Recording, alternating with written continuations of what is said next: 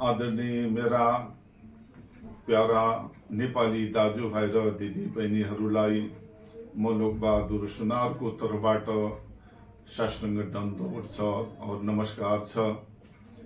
आज म परदेशीलाई जिन्दगीले पढाएको पाठ ल्याएर हजुरको समक्ष आएको छु। कहीं गल्ती भएको छ भनेपछि क्षमा गरिदिनुहोला। जिन्दगीको मोडले कहाँ मोड्छ र, हिँड्दा हिँड्दै दो बाटोमा कहाँ छोड्यो छ र, हिँड्दा हिँड्दै दो बाटोमा कहाँ छोड्यो छ र।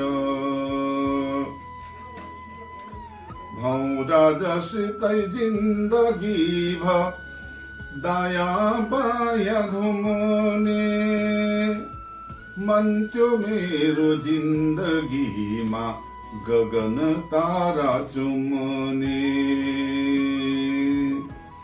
मन त्यो मेरो जिन्दगीमा गगन तारा चुम्ने।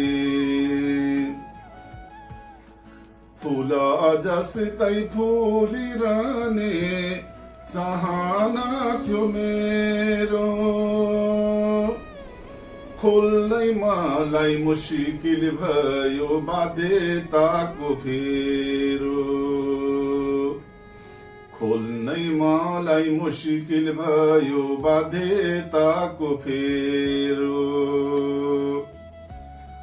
बिना आगाध मर्किन्छ जल्छ मेरो काया, चर्को घाम झै जिन्दगी भ पाइन शीतल छाया, चर्को घाम झै जिन्दगी भ पाइन शीतल छाया। घरको मायापनको पीडा सधैँ सतै राख्छ, न त सुख भेटिएछ न त दुःख भाग्छ,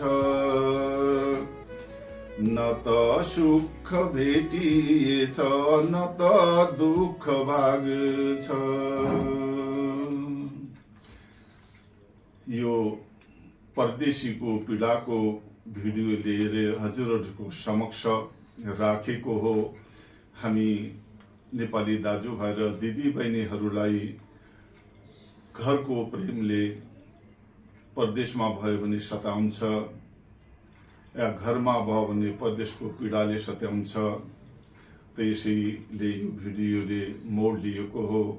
कहीं बोल्दामा दायाँ बायाँ छ भनेपछि माफ गरिदिनुहोला। धन्यवाद।